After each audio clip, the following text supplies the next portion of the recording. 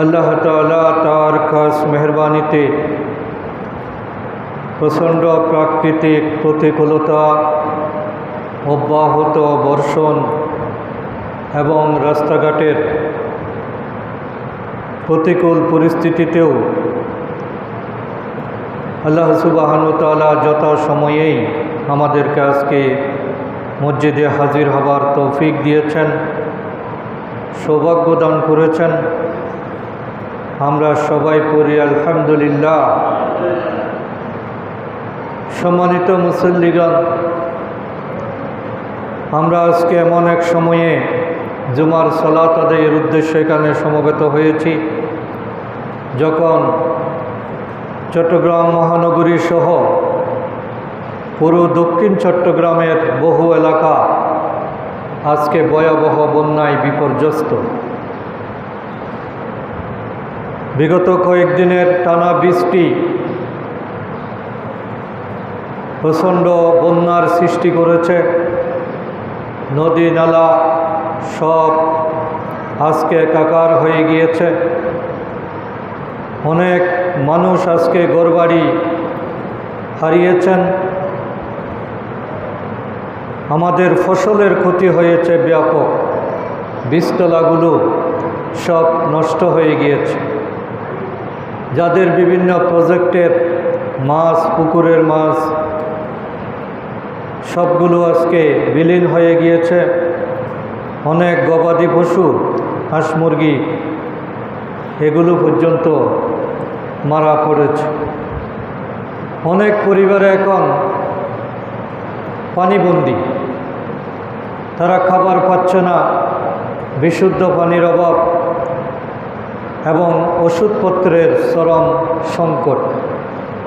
বিশেষ করে এই ধরনের প্রতিকূল আবহাওয়ায় বৃদ্ধ, শিশু, নারী, গর্ভবতী মহিলা তাদের জন্য একটা বিরাট কিয়ামত হয়ে যায় এবং তারা যথেষ্ট দুর্ভোগের শিকার। এক সপ্তাহ আগেও আমাদের কোনো ধারণা ছিল না যে এই ধরনের একটা বিপদ আমাদের কাছে আসতে পারে। আসলে মুমিনদের প্রত্যেকটা জায়গায় তাদের শিক্ষণীয় বিষয় আছে। এই ভয়াবহ দৃশ্য আল্লাহর পক্ষ থেকে এই মহা পরীক্ষা, এটা মূলত আমাদেরকে স্মরণ করিয়ে দেয় যে আমরা কত অসহায়।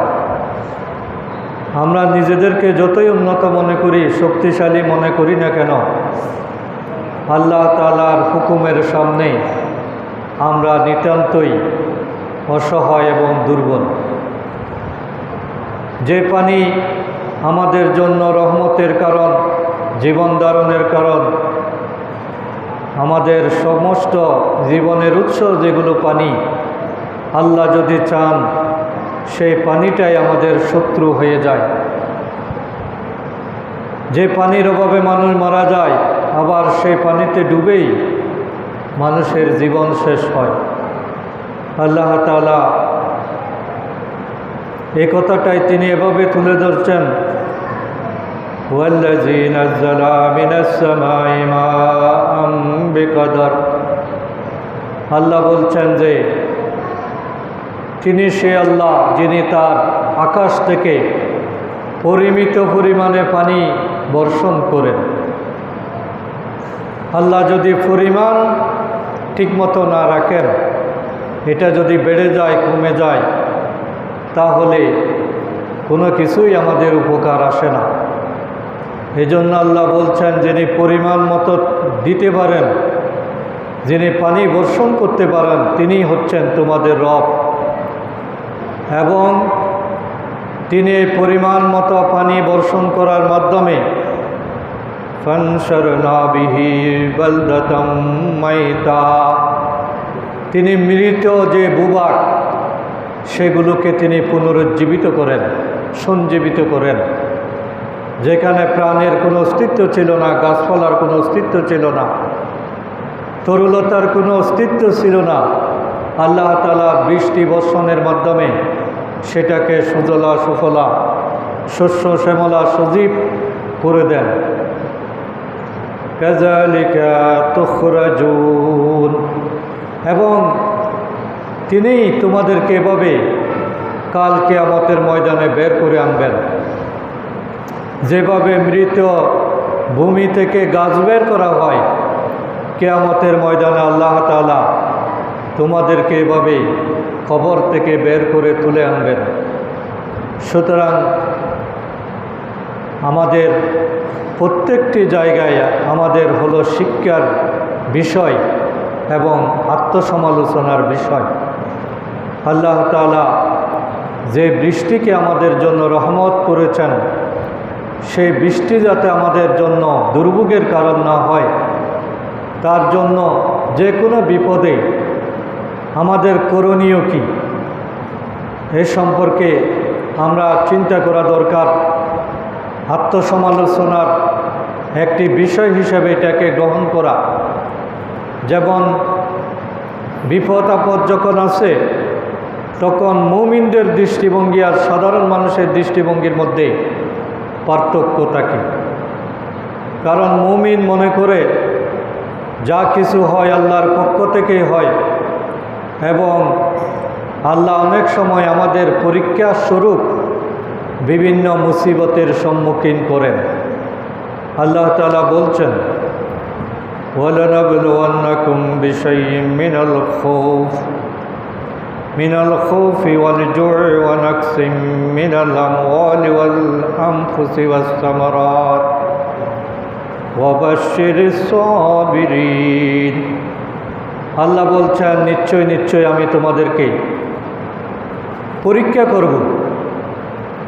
পরীক্ষার বিষয় হবে ভয়, ক্ষুধা, ধন সম্পদের ক্ষতি, জীবনের বিনাশ, ফসল ক্ষতি, ফসল নষ্ট হয়ে যাবে। এসব কিছু দিয়ে আল্লাহ বলছেন, ওয়ালানাবলুওয়ান্নাকুম, আমি তোমাদেরকে অবশ্যই পরীক্ষার সম্মুখীন করব। তোমাদের জানমাল নষ্ট হবে, তোমাদের সম্পদ নষ্ট হবে, তোমাদের ফসল বিলীন হয়ে যাবে। এটা আমার পরীক্ষার উপাদান। কিন্তু পরীক্ষায় পাশ করবে কারা? ওয়াবাশশিরিস সাবিরিন, যারা ধৈর্যশীল। এই অবস্থায় যারা অস্থির হবে না, আল্লাহর প্রতি দোষারোপ করবে না, বেশি ধৈর্য হারা হবে না, আল্লাহ তাআলা বলছেন তাদেরকেই আমি পুরস্কার দেব। তাদের জন্য সুসংবাদ রয়েছে। এবং যারা বিপদ আসলে বলে, আল্লাযীনা ইযা আসাবাতুহুম মুসিবা, যারা যখন বিপদ আসে, বিপদ মুসিবত যখন আসে, তখন তারা বলে, ক্বালু ইন্না লিল্লাহি ওয়া ইন্না ইলাইহি রাজিউন, যে তারা বলে যে আমরা আল্লাহর, আর আমাদের সবাইকে ফিরে যেতে হবে আল্লাহর দিকে।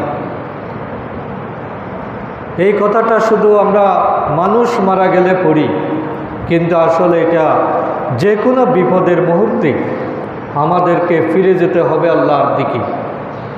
এবং এটার অর্থই হলো আমাদের সকলের আগমন আল্লাহর কাছ থেকে, আর আমাদের হাজিরাও আল্লাহর কাছেই। ক্বালু ইন্না লিল্লাহি ওয়া ইন্না ইলাইহি রাজিউন, আমাদের প্রত্যাবর্তন সেটা আল্লাহর ছাড়া আর কারো কাছে আমাদের নেই।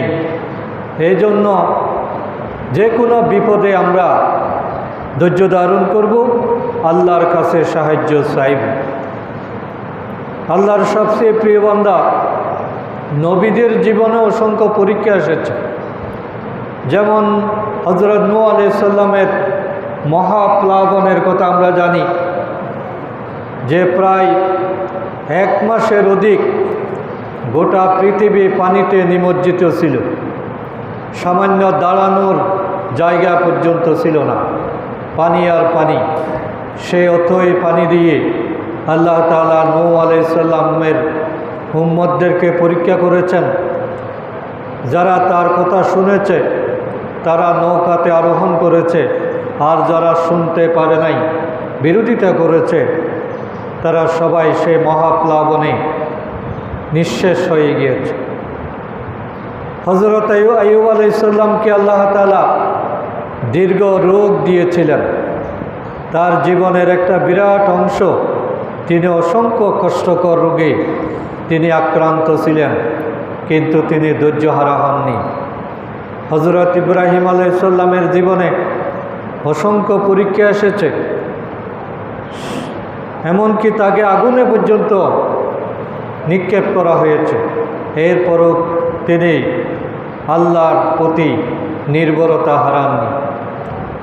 সর্বশেষ রসুল আমাদের নবী রসুল করিম সাল্লাল্লাহু আলাইহি সাল্লামের সারা জীবন ছিল পরীক্ষার অংশ। তিনি ক্ষুধায় কষ্ট পেয়েছেন, দারিদ্রতার সাথে তিনি লড়াই করেছেন। তার জীবন অসংখ্য যুদ্ধ তাকে মোকাবেলা করতে হয়েছে এবং তিনি তার জীবদ্দশায় অনেক প্রিয়জন হারানোর যে কষ্ট, যে বেদনা, এটা তাকে সহ্য করতে হয়েছে।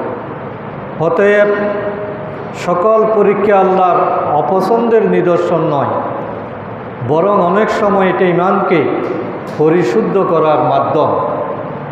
রাসূল সাল্লাল্লাহু আলাইহি সাল্লাম ঈমানদারদেরকে উদ্দেশ্য করে বলেছেন যে যাকে আল্লাহ কল্যাণ দিতে চান তাকে তিনি পরীক্ষায় ফেলেন।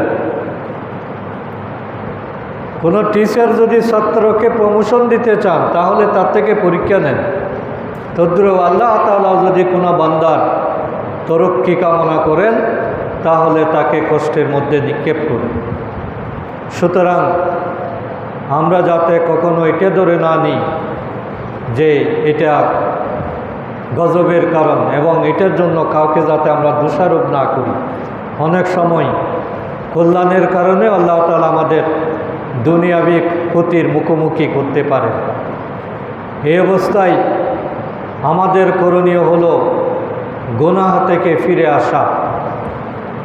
আমরা যাতে আমাদের নাফরমানি যেগুলো আছে এগুলো পরিত্যাগ করি, আল্লাহর সাথে সম্পর্ক বৃদ্ধি করার চেষ্টা করি, ফরজ ইবাদতের প্রতি যত্নবান হই এবং আল্লাহর নাফরমানি ও অন্যায় থেকে আমরা বিরত থাকার চেষ্টা করি। কারণ আল্লাহ তাআলা এটাও বলেছেন যে মানুষের কৃতকর্মের কারণে অনেক সময় পৃথিবীতে বিভিন্ন বালা মুসিবত বিপদ আসতে পারে এবং বিভিন্ন নাফরমান জাতিকে আল্লাহ তাআলা বিপদ দিয়ে শাস্তি দিয়েছেন। আবার এই শাস্তির কারণে অনেকে হেদায়েতের পথ খুঁজে পেয়েছে, আবার অনেকেই সেগুলো বিশ্বাস না করে জাহান্নামের সাথী হয়েছে। সুতরাং কোনটা হেদায়েতের জন্য সেটা নির্ভর করে আমার মানসিকতার উপর। আমি যদি বিপদে আল্লাহর দিকে ফিরে আসি, অপরাধ থেকে আল্লাহর কাছে মাপ চাই, তওবা করি এবং আল্লাহর কাছে সাহায্য চাই, তাহলে দুনিয়াবি বিপদও আমার জন্য আখিরাতের কল্যাণের উৎস হতে পারে। আল্লাহ তাআলা বলছেন, জাহারাল ফাসাদু ফিল বাররি ওয়াল বাহরি বিমা কাসাবাত আইদিয়ান নাস লিয়াযীকাহুম বা'দাল্লাযী আমালু লাআল্লাহুম ইয়ারজিউন। মানুষের কৃতকর্মের কারণে দুনিয়া এবং জলে স্থলে বিভিন্ন বিপর্যয় আসে। জাহারাল ফাসাদু ফিল বাররি ওয়াল বাহরি, জলে এবং স্থলে বিভিন্ন বিপর্যয় আল্লাহ এই জন্যই দেন বিমা কাসাবাত আইদিন নাস, মানুষ যাতে তাদের কৃতকর্মের শাস্তি অনুভব করে। লিয়াযীকাহুম বা'দাল্লাযী আমালু লাআল্লাহুম ইয়ারজিউন। মানুষকে আল্লাহ তাআলা তার কর্মফল অনুযায়ী বিভিন্ন শাস্তির মুখোমুখি করেন এবং উদ্দেশ্য হলো লাআল্লাহুম ইয়ারজিউন, তারা যাতে অসৎ পথ হতে ফিরে আসে। শাস্তির কারণে যদি মানুষ নাফরমানি ত্যাগ করে তাহলে সে শাস্তিটা তার জন্য রহমত, কোনো বিপর্যয়ের কারণে যদি মানুষ আল্লাহমুখী হয়, তাহলে সেই বিপর্যয়টা তার জন্য রহমত হিসেবে দেখা দেয়। এই জন্য যে আজকের এই কঠিন বিপদে আমরা পারস্পরিক দোষারোপ না করে আত্মসমালোচনা আমাদেরকে করতে হবে। আল্লাহর নাফরমানি এবং অন্যায় থেকে নিজেদেরকে ফিরিয়ে রাখার চেষ্টা করতে হবে। এই অবস্থায় আমরা যারা সুস্থ আছি এবং অপেক্ষাকৃত ভালো অবস্থানে আছি, আমাদের দায়িত্ব হলো অসহায় মানুষের সেবা করা, অসহায় মানুষের পাশে দাঁড়ানো। কারণ রাসূল সাল্লাল্লাহু আলাইহি সাল্লামের ঘোষণা হলো যে আল্লাহর বান্দার সাহায্যে কোনো বান্দা যদি লিপ্ত থাকে, তাহলে আল্লাহ তাকে সাহায্য করেন। আল্লাহর সাহায্য পাওয়ার জন্য আল্লাহর বান্দার সাহায্যে নিজেকে নিয়োজিত রাখতে হবে। এই জন্য ত্রাণ কার্যক্রমে আমরা যদি অংশ নিতে পারি, ওই দুর্ভোগে আক্রান্ত মানুষ যেরকম উপকৃত হবে, আল্লাহ তাআলা আমার কপালেও অনেক সৌভাগ্য লিখে দিবেন। আল্লাহ আমাকে সাহায্য করবেন। আল্লাহর সাহায্য পেতে হলে কষ্টকর অবস্থায় নিপতিত মানুষের সাহায্যে আমাদেরকে আত্মনিয়োগ করতে হবে। রাসূল সাল্লাল্লাহু আলাইহি ওয়াসাল্লাম আরও বলেছেন যে দয়ালুদের প্রতি পরম দয়ালু আল্লাহ দয়া করেন। যারা দুনিয়াতে দয়ালু, যাদের অন্তর নরম, আল্লাহ তাআলা তাদের প্রতি দয়া করেন। সুতরাং তোমরা পৃথিবীবাসীর প্রতি দয়া করো, আরশের অধিপতি তোমাদের প্রতি দয়া করবেন। তাহলে দুনিয়ার মানুষের প্রতি আমরা যদি সহায়তার হাত বাড়িয়ে দিই, তাহলে আল্লাহ তাআলা আমাদেরকে সাহায্য করবেন। এজন্য আজকের এই চরম দুর্ভোগে আমরা যে যতটুকু পারি, বিশেষ করে যেখানে আগুন জ্বালানোর কোনো ব্যবস্থা নেই, চারিদিকে পানিবন্দী, সেই এলাকাগুলোতে শুকনো খাবার বিতরণ করা, বিশুদ্ধ পানির ব্যবস্থা করা, ওষুধপত্রের যোগান দেওয়া, এবং কেউ যদি একেবারেই আশ্রয়হীন হয়ে যায়, দাঁড়ানোর জায়গা নেই, তাদের জন্য জায়গা ছেড়ে দেওয়া, অস্থায়ী আশ্রয়ের ব্যবস্থা করা, এটা মানুষ হিসাবে আমাদের ইমানি দায়িত্ব। মুসলিম হিসাবে এটা আমাদের ইমানের অন্যতম বৈশিষ্ট্য। আমার মধ্যে যদি ইমানি চেতনা থাকে, তাহলে কোনো মানুষের কষ্টে আমি নির্লিপ্ত থাকতে পারি না। কোনো মানুষের বিপদে আমি এগিয়ে না গিয়ে থাকতে পারি না। এজন্য আমাদের আশেপাশে আমাদেরকে কয়েকটা দিন সবারই একটু নজর দেওয়া দরকার, এবং আর্থিকভাবে হোক, পরামর্শ দিয়ে হোক, শারীরিকভাবে হোক, লেখালেখির মাধ্যমে হোক, আমরা যাতে অসহায় মানুষের পাশে দাঁড়াই এবং তাদেরকে সাহস দিই। বিপদে আমাদেরকে অস্থির হলে হবে না, ধৈর্য ধারণ করতে হবে, আল্লাহর প্রতি ভরসা করতে হবে, বেশি বেশি দোয়া করতে হবে। কারণ আল্লাহ তাআলার ঘোষণাই হলো ফাইন্না মা'আল উসরি ইউসরা, কষ্টের সাথেই শান্তি আছে। যেখানে কষ্ট সেখানেই স্বস্তি, সেখানেই আরাম। ইন্না মা'আল উসরি ইউসরা, নিঃসন্দেহে কষ্টের সাথে স্বস্তি আছে। অর্থাৎ যেখানে বিপদ সেখানেই প্রমোশন, যেখানে কষ্ট সেখানেই পুরস্কার। সুতরাং আমরা যাতে এই অনুভূতিটা বিলীন না হই, আল্লাহর প্রতি যাতে কোনো ধরনের প্রতারণা না করি, আল্লাহর প্রতি যাতে দোষারোপ না করি, এটা হলো মুমিনদের বৈশিষ্ট্য। সুতরাং আমরা আজকের এই বিশেষ পরিস্থিতিতে সম্মানিত ভাইদের প্রতি আমাদের অনুরোধ, আমাদের এই মেসেজগুলো আমরা সবার কাছে ছড়িয়ে দিই। আমরা স্বেচ্ছাসেবক টিম গঠন করি, যুবকদেরকে নিয়ে বিভিন্ন টিমের মাধ্যমে আমরা অসহায় মানুষদের পাশে দাঁড়াই, তাহলে আল্লাহ তাআলা আমাদেরকে সাহায্য করবেন। আমরা যদি আল্লাহর সাহায্য পেতে চাই, আমাদের উচিত হলো যারা বিপদে পড়েছে তাদের জন্য সাহায্যের হাত বাড়িয়ে দেওয়া। কারণ এই বিপদ আজকে যার উপর এসেছে এটা আমার উপরও আসতে পারত, এবং পরবর্তীতে হয়তো আমিও এর আক্রান্ত হতে পারি। সুতরাং আজকে যদি আমি অন্যের বিপদে গিয়ে না যাই, আমার বিপদে কেউ সাড়া দিবে না। এটাই দুনিয়ার নিয়ম। আল্লাহর মেহেরবানিতে আমাদের দেশের লোকেরা অনেক বেশি উদার, সচেতন, আন্তরিক। আমি তো ছবিতে দেখলাম যে এক ডেলিভারি সমস্যা এক মহিলাকে বহন করে নিয়ে যাওয়ার জন্য পুরো একটা সিএনজি কিছু লোক বাসের করে কাঁধে নিয়ে ফেলছে। অর্থাৎ একটা নদী পার করে দিছে সিএনজি সহ মানুষেরা কাঁধে করে। তাহলে মানবতার এই লক্ষণ তো আমাদের মধ্যে আছে।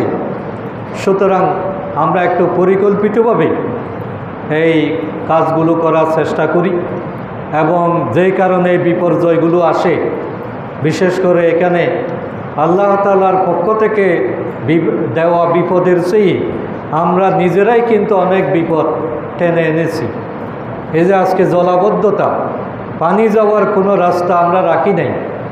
যার যার জায়গায় আমরা বিল্ডিং করেছি, কিন্তু নালার কোনো ব্যবস্থা নাই, পানি বের হওয়ার কোনো রাস্তা নাই। তাহলে এগুলো কি আমাদের নিজেদের গাফিলতি নয়? সুতরাং খাল, নদী, নালা এগুলো হলো একটা দেশের সম্পদ। এগুলোকে যথাযথভাবে কাজে লাগানো দরকার।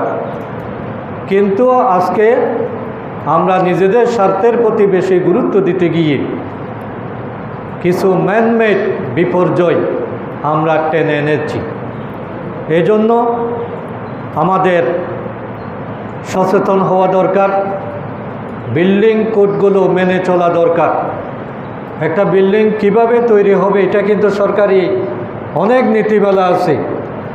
এই নীতিমালাগুলো মানলে কারো ক্ষতি হওয়ার কথা না।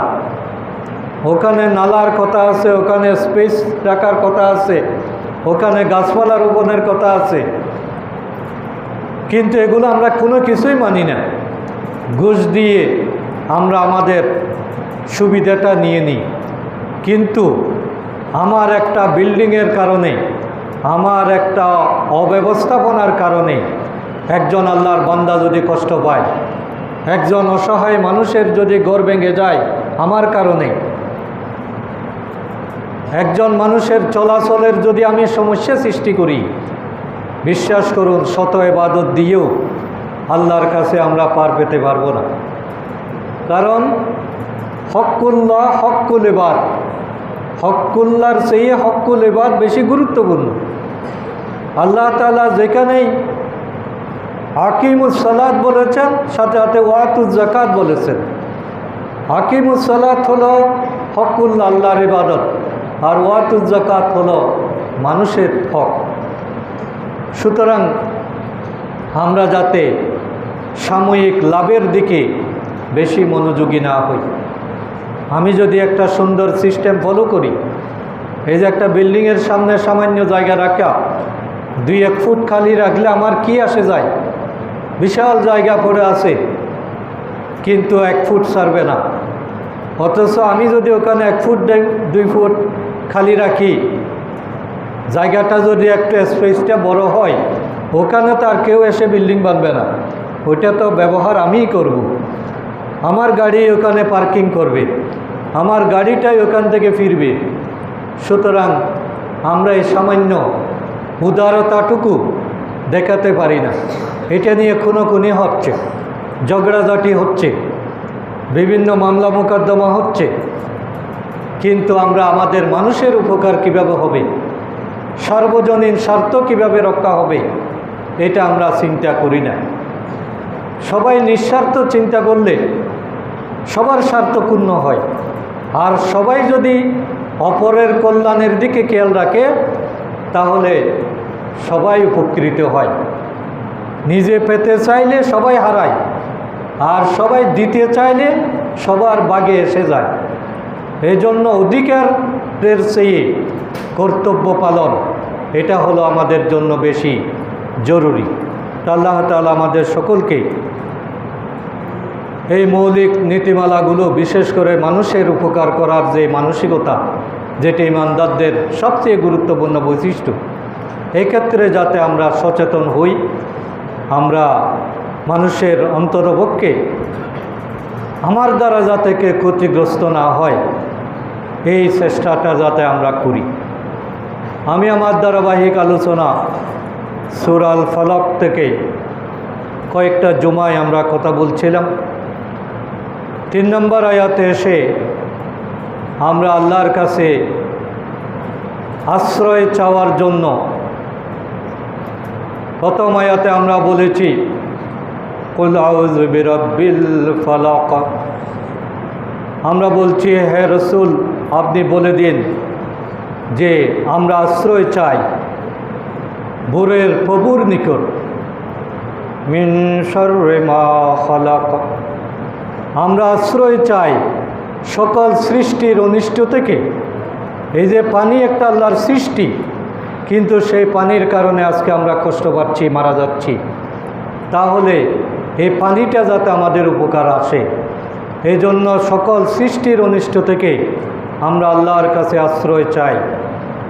আর 3 নম্বর আয়াত হলো ওয়া মিন শাররি গাসিকিন ইযা ওয়াকাব, যে আমরা রাতের অনিষ্ট, অন্ধকার যখন ডেয়ে আসে, রাত যখন অন্ধকারে আচ্ছন্ন হয়ে যায়, সেই রাতের অন্ধকার থেকে আমরা আল্লাহর কাছে আশ্রয় চাই। এখানে গাসিক বলতে গভীর অন্ধকারাচ্ছন্ন রাতকে বোঝানো হয়েছে। কিছু কিছু মুফাসসির এটাকে বলেছেন যে সূর্যাস্তের পরপরেই যে অন্ধকারটা নেমে আসে, এটাকেও আরবিতে গাসিক বলা হয়। তাহলে এখানে অন্ধকারের অনিষ্ট বলতে রাত কোনো খারাপ জিনিস নয়। রাত না থাকলে তো দিনের কোনো মূল্য নেই, এবং আমাদের জীবনে রাতের গুরুত্ব অপরিসীম। তাহলে রাত নিজে অকল্যাণকর নয়, বরং রাতের আঁধারে যে সমস্ত বিপদ ঘটে, অনিষ্ট হয়, অপরাধ সংগঠিত হয়, সেগুলোর অনিষ্ট থেকেই আমরা আল্লাহর কাছে আশ্রয় চাইতে হয়। এবং এখানে গাসিকিন ইযা ওয়াকাব, এই যে ওয়াকাব হলো রাতের অন্ধকার যখন সম্পূর্ণভাবে নেমে আসে এবং চারিদিকে ছড়িয়ে পড়ে। এই রাতের অন্ধকার যখন নেমে আসে, তখন মানুষের দৃষ্টিশক্তিটা সীমিত হয়ে যায়, চলাফেরা কঠিন হয় এবং বিভিন্ন বিপদের আশঙ্কা বেড়ে যায়। সুতরাং আমরা রাত থেকে পানা চাই তা না, বরং রাতের অনিষ্ট থেকেই আমরা আল্লাহর কাছে পানা চাই। কারণ রাত আল্লাহ তাআলা আমাদেরকে দিয়েছেন কল্যাণের জন্য, আরামের জন্য। কোনো রাত আমাদের জন্য ক্ষতিকর নয়, যদি আমরা রাতের অনিষ্ট থেকে নিজেদেরকে হেফাজত করতে পারি। এই জন্য পৃথিবীতে অধিকাংশ আমাদের ক্ষতি রাতের বেলা সংগঠিত হয়, অপরাধীরা রাতের বেলা সংগঠিত হয়, এবং রাতের অন্ধকারের যে সম্ভাব্য অনিষ্টতা, অনেকগুলো তালিকা আমরা দেখতে পাই। যেমন সন্ধ্যা নামার সাথে সাথে প্রত্যেক মানুষের মনে একটা শয়তানি ওয়াসওয়াসা, শয়তানি কুমন্ত্রণা, এটা ধীরে ধীরে বৃদ্ধি পেতে থাকে। দিনে মানুষ যা চিন্তা করে, সন্ধ্যার পরে মানুষের চিন্তার ক্ষেত্রটা পরিবর্তিত হয়ে যায়।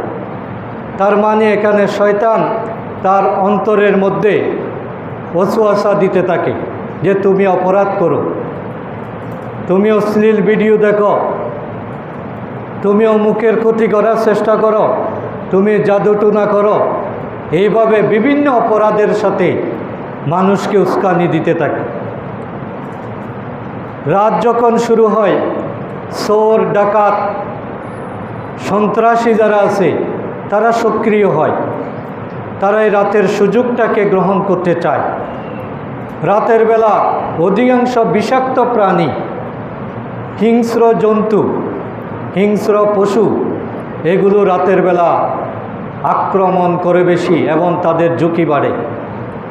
রাত যখন শুরু হয় মানুষের মধ্যে একটা মানসিক দুর্বলতা কাজ করে, ভয় কাজ করে, উদ্বেগ কাজ করে, মানুষ একাকিত্ব অনুভব করে, কেমন কেমন একটা অস্বস্তিতে মানুষ পড়ে যায় সন্ধ্যার পরপর।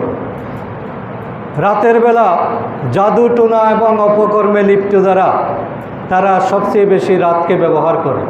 অধিকাংশ জাদু মন্ত্র, তাবিজ তুমারের যেই কার্যকলাপ, অবৈধ যে অ্যাকশন, এইগুলো কিন্তু মানুষ রাতের বেলায় এটাকে বেশি কাজ করে। রাত শুরু হওয়ার সাথে সাথে জিনদের আনাগোনা এটা বেড়ে যায়। এই জন্য আল্লাহ রসুল সাল্লাল্লাহু আলাইহি ইসলাম একটা গুরুত্বপূর্ণ কথা বলেছেন। রসুল সাল্লাল্লাহু আলাইহি ইসলাম বলেছেন যে যখন সন্ধ্যা হয়, যখন রাতের অন্ধকার নেমে আসে, সন্ধ্যা হওয়ার সাথে সাথে তোমরা তোমাদের বাচ্চাদেরকে ঘরে ফিরে আনো। এদেরকে আর উঠানে, বিলে, মাঠে ওদেরকে আর থাকতে দিও না, রাস্তাঘাটে থাকতে দিও না, কারণ এই সময় শয়তান ছড়িয়ে পড়ে। এর কিছুক্ষণ পরে তাদেরকে একেবারে ঘরের মধ্যে বন্দি রাখতে বলা হয়েছে, যে সন্ধ্যার পরে কোনো শিশু যাতে বাইরে না থাকে, কারণ শিশুদের উপর শয়তানের, জিনদের আক্রমণটা একটু বেশি। এই জন্য আমাদের খেয়াল রাখতে হবে যাতে সন্ধ্যার পরে আমরা বাইরে বিচরণ না করি, এবং অভিভাবকদের এক্ষেত্রে সচেতনতা দরকার। এরপরে আল্লাহ রসুল বলেছেন রাতের কিছু সময় অতিবাহিত হলে তাদেরকে তোমরা ফ্রি করে দিতে পারো, ছেড়ে দিতে পারো, কিন্তু রাত্রে যখন ঘুমাবে তোমরা ভালো করে আল্লাহর নাম নিয়ে দরজা বন্ধ করো। তোমাদের আগুনের যেই উৎসগুলো সেগুলো নিভিয়ে দাও। আগুন ভালোভাবে ঘুমানোর আগে আগুন নিভিয়ে দাও। পানির পাত্রগুলো ডেকে রাখো। এগুলো সব সুন্নাত এবং সওয়াবের কাজ, এবং প্রত্যেকটার মধ্যে মানুষের উপকারিতা আছে। সুতরাং রাতের এই কাজগুলো আমরা যাতে খেয়াল রাখি। রাতের নির্জনতা মানুষকে অশ্লীলতার দিকে নিয়ে যায়, মাদকতার দিকে নিয়ে যায়, অবৈধ সম্পর্কের দিকে, গুনাহের দিকে মানুষকে বেশি টানে। অধিকাংশ পরকীয়া, তারপর অশ্লীলতা, মাদক, সাম্রাজ্যের যে আনাগোনা, মাদকের আসর, গান বাজনার আসর, এগুলো কিন্তু রাত যত গভীর হয় এগুলোর তৎপরতা তত বাড়তে থাকে। অধিকাংশ দুর্ঘটনা, অগ্নিকাণ্ড, প্রাকৃতিক বিপর্যয় এগুলো কিন্তু রাতের বেলায় বেশি সংঘটিত হয়। প্রায় সময় দেখা যায় অ্যাক্সিডেন্টগুলো রাতের বেলায় সাধারণত বেশি হয়। এই জন্য এটা রাতের অনিষ্টতার একটা অংশ। অনলাইন যত ধরনের অপরাধ এবং সাইবার প্রতারণা, এই যে অনলাইনের যে জুয়া এবং হ্যাকিং, মানুষের ক্ষতি করার যে তৎপরতা, এগুলো কিন্তু রাতেই বেশি সক্রিয় থাকে। রাতের বেলা মানুষ মানসিকভাবে দুর্বল হয়। এই জন্য আত্মহত্যার মতো আত্মঘাতী তৎপরতা এটা রাতে বেশি ঘটে। অধিকাংশ আত্মহত্যার ঘটনাগুলো রাত্রিবেলা সংঘটিত হয়। রাত্রিবেলা পারিবারিক বিশৃঙ্খলা বেশি দেখা যায়, অশান্তি, বাড়াবাড়ি, ঝগড়াঝাটি এগুলো রাত্রেই সাধারণত বেশি সংঘটিত হয়। রাতের বেলা যখন আসে মানুষ অলসতা এটাকে বেশি প্রশ্রয় দেয়, আড্ডা এটাকে বেশি গুরুত্ব দেয়, ঘন্টার পর ঘন্টা মোবাইলে সময় ক্ষেপণ, এইভাবে রাতের সময়গুলো তারা নষ্ট করে ইবাদতের প্রতি একটা গাফেল মনোভাব চলে আসে। এজন্য আল্লাহ রসুল সাল্লাল্লাহু আলাইহি ইসলাম ঈমানদারদের বৈশিষ্ট্য বর্ণনা করতে গিয়ে বলেছেন যে তারা দুইটা নামাজের প্রতি বেশি সচেতন। মুনাফিকেরা যে দুইটা নামাজ ঠিকমতো আদায় করতে পারে না, তার মধ্যে একটা হলো ফজর, আরেকটা হলো ঈশা। মুনাফিকদের পক্ষে ইশারের নামাজ আদায় করা কঠিন, কারণ এ সময় তারা গল্প গুজব আড্ডা অশ্লীলতা বাজে কাজ এইগুলোতে তারা বেশি সময় দিয়ে ফেলে, নামাজের কথা তারা খেয়ালই রাখে না। এই জন্য আমরা ওয়ামিন শাররি গাসিকিন ইযা ওয়াকাব, আল্লাহর কাছে এভাবে আশ্রয় চাইতে হবে। এবং রাতের আঁধারে যে আল্লাহ তাআলার আশ্রয়, এটা হলো আমাদের নিরাপত্তার চিরন্তন ঠিকানা। রাত আমাদের জন্য বিশ্রামের সময়, আবার একই সাথে পরীক্ষারও সময়। অন্ধকার নেমে এলে আমাদের দৃষ্টিশক্তি যেরকম কমে যায়, মহান রবের একচ্ছত্র ক্ষমতা কিন্তু সে সময় বেড়ে যায়। মুমিন মনে করে যে যিনি রাত সৃষ্টি করেছেন তিনিই রাতের সকল বিপদ থেকে আমাকে রক্ষা করার ক্ষমতা রাখেন। কারণ মুমিনের ধারণা হলো যে রাত এবং দিন এগুলো আল্লাহর সৃষ্টি, সুতরাং সকল প্রকার সৃষ্টির কল্যাণ পাওয়ার জন্য আল্লাহর দিকে ফিরে যাওয়া, এটাই মুমিনের অন্যতম বৈশিষ্ট্য। এই জন্য মুমিন রাতের অন্ধকার থেকে আল্লাহর কাছে পানা চাইবে, ক্ষতি থেকে বেঁচে থাকার জন্য আল্লাহর সাহায্য কামনা করবে। অন্যদিকে রাতের নির্জনতাকে সফলতার সিঁড়িতে পরিণত করার প্রচেষ্টা অব্যাহত রাখবে। কারণ রাত একদিকে যেমন ভয়ের কারণ, অনিষ্টতার কারণ, গাফিলতির কারণ, অন্যদিকে মুমিনের জন্য রাতের অন্ধকার এটা কিন্তু আল্লাহর সাথে সম্পর্ক স্থাপনের অন্যতম একটা সুবর্ণ সুযোগ। রাতের আঁধার যতই গভীর হয়, একজন মুমিনের সম্পর্কটা আল্লাহর সাথে তত বেশি গভীর এবং ব্যাপকভাবে হতে থাকে। পৃথিবীর কোনো নিরাপত্তা ব্যবস্থা মানুষকে শতভাগ নিশ্চয়তা দিতে পারে না, কিন্তু আল্লাহর হেফাজত এটাই হলো একমাত্র প্রকৃত নিরাপত্তা। এই জন্য একজন মুমিন যখন দরজা বন্ধ করবে রাত্রেবেলা, তখন সে দরজার গঠন কাঠামোর প্রতি গুরুত্ব দিবে না যে আমার বাড়িটা খুবই মজবুত, আমার দরজা খুবই মজবুত, কেউ এটা ভাঙতে পারবে না, নষ্ট করতে পারবে না, তালা খুলতে পারবে না, এই ধরনের কোনো ধারণা সে পোষণ করবে না। বরং সে আল্লাহর দিকে নিজেকে সমর্পণ করবে, আল্লাহর নামেই দরজা বন্ধ করবে। এবং আল্লাহর নামে যখন মুমিন দরজা বন্ধ করে, তখন আল্লাহ তাআলা মুমিনের হৃদয়টাকে আল্লাহর দিকে খুলে দেন। ঘরের দরজা বন্ধ হয় আর হৃদয়ের দরজা খুলে যায়। এই জন্য ওই ঘরে তখন শুধু নিরাপত্তা নিশ্চিত করে তা নয়, বরং তার ঈমান বৃদ্ধির কারণ হিসেবেও সে ঘরটা তাকে ভূমিকা পালন করে। কারণ যে হৃদয় আল্লাহর দিকে ফিরে যায়, তার কাছে অন্ধকার ভয়ের নয়, বরং রবের সান্নিধ্যে পৌঁছার এক শান্তিময় পথ। রাতের আকাশে অসংখ্য তারা যেভাবে পথের দিশা দেয়, তেমনি আল্লাহর আশ্রয় মুমিন জীবনের চিরন্তন নিরাপত্তার ঠিকানা, এটাকে নিশ্চয়তা দিয়ে। এবং মুমিনের হৃদয়টা মূলত প্রশান্তিতে ভরে ওঠে।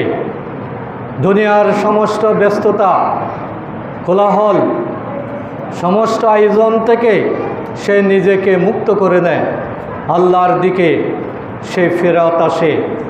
অন্তরে প্রশান্তি অর্জনের জন্য সে ভূমিকা পালন করে। আল্লাহ তাআলা এই কথাটাই বলেছেন যে তোমার মধ্যে যদি ঈমান থাকে, তাহলে ঈমানের বৈশিষ্ট্যই হলো আল্লাযীনা আমানু ওয়া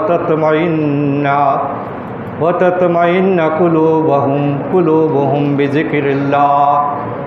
যারা ঈমান আনে তাদের বৈশিষ্ট্য হলো আল্লাহর কথা শোনার সাথে সাথে, আল্লাহর স্মরণ হওয়ার সাথে সাথে তাদের হৃদয়টা প্রশান্তিতে ভরে যায়। আলা বিযিকরিল্লাহি তাতমাইন্নুল কুলুব। জেনে রাখো, আল্লাহর স্মরণের মাধ্যমেই দিলের প্রশান্তিটা লাভ করা যায়। সুতরাং ইমানের বৈশিষ্ট্য, মুমিনের লক্ষণ হলো দুটা। একটা হলো বিজিকিরিল্লাহ, আল্লাহর স্মরণ সর্বাবস্থায়।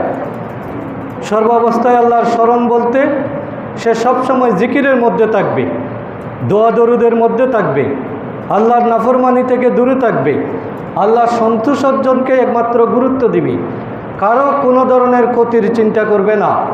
আল্লাহর হক, বান্দার হক, এইগুলো সবসময় সে মেনে চলবে। কথা এবং কাজের মধ্যে মিল থাকবে। জীবনের প্রতিটি মুহূর্তকে সে ইবাদত মনে করবে। নিজেকে পুরস্কারের জন্য সবসময় প্রস্তুত রাখবে। আখিরাতের সফলতার দিকে তার লক্ষ্য থাকবে এবং সেই সফলতা পেতে গিয়ে দুনিয়ার সাময়িক ক্ষতি এটাকে সে মেনে নিবে। এইভাবেই নিজের সময়গুলোকে কাজে লাগানো, এটার নামেই হলো জিকিরুল্লাহ, আল্লাহর জিকির। আর তাতমাইন্নুল কুলুব, প্রশান্ত এবং পরিতৃপ্ত হৃদয় মানে হলো যে হৃদয়ের মধ্যে কোনো আফসোস নেই, হা হুতাশ নেই, সর্ব অবস্থায় শুকরিয়া, সবরের মনোভাব, এবং সে দুনিয়াদার লোকদের সংস্রব খুব বেশি গুরুত্ব দেয় না। তার সম্পর্কটা হলো তাকওয়াবান মানুষের সাথে। তাই সেই ইবাদতের মধ্যে আন্তরিকতা প্রদর্শন করে। ভালো কাজ করলে তার জীবনে আনন্দ হয়, অসৎ কাজ করলে সে কষ্ট পায়, ইবাদতের মধ্যে মজা পায়। এই ধরনের পরিস্থিতি যদি সৃষ্টি হয় তাহলে আল্লাহ তাআলা বলছেন সেই হলো প্রশান্ত হৃদয়ের অধিকারী। সুতরাং রাতের অন্ধকারকে আমরা নিয়ামতে পরিণত করতে পারি যদি আমরা আল্লাহমুখী হই। আমরা যদি আল্লাহর জিকিরের মধ্যে নিজেদের সময়গুলো কাজে লাগানোর চেষ্টা করি। মহান আল্লাহ তাআলা আমাদের সকলকে কবুল করুন। সুবহানাকাল্লাহুম্মা ওয়া বিহামদিক, আশহাদু আল্লা ইলাহা ইল্লা আনতা